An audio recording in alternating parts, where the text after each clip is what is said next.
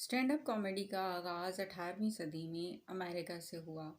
اس کے بعد ہر سو یہ بہت پھیل گئی۔ اسٹینڈ اپ کامیڈی بنیادی طور پہ مزاح کی کامیڈی کی وہ قسم ہے جس میں ایک فنکار اسٹیج پہ کھڑے ہو کے لوگوں کو تفریح فراہم کرتا ہے، ان کو محظوظ کرتا ہے، اور یہ پوری دنیا میں امریکہ اس کی پہچان بنا۔ اس کے بعد پوری دنیا میں اس نے اپنی جگہ بنائی۔ آج کل ہمارا ڈرامہ گرین انٹرٹینمنٹ سے چل رہا ہے اسٹینڈ اپ گرل۔ اس میں بھی ایک اسٹینڈ اپ کامیڈین گرل کی کہانی پیش کی جا رہی ہے، لیکن اس میں خوبصورتی یہ ہے کہ یہ فن اسے اس وراثت میں ملا ہے۔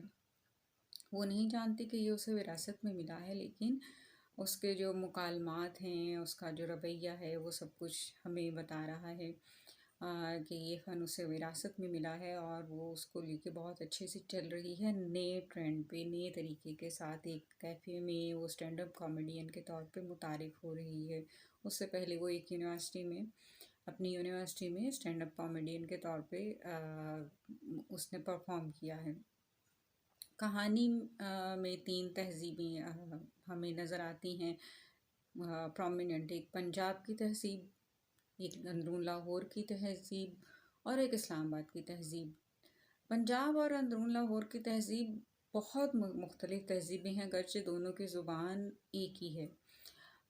دونوں کے لب و لہجے میں فرق ہے، دونوں کے رکھ رکھاؤ میں فرق ہے، اور یہاں پہ ان تینوں تہذیبوں کو ملا کے وہ جو تہذیبوں گلوبل ولیج بن رہا ہے، ان تہذیبوں کے ملاپ سے وہ جو دوریاں ہیں ان کو ختم کرتے ہوئے خوبصورت سی کہانی ہمیں دیکھنے کو مل رہی ہے۔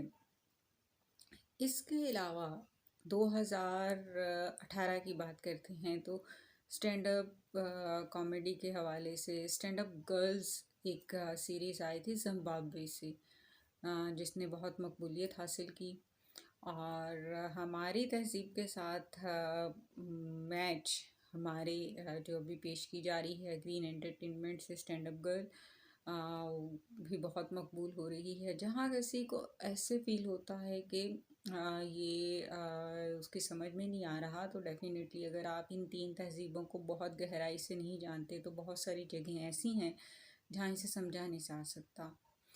پھر اس میں اہم بات یہ کہ اس میں تمام فنون لطیفہ سے تعلق رکھنے والے ہر طرح کے فنکار کے مسائل کی بات ہوئی ہے۔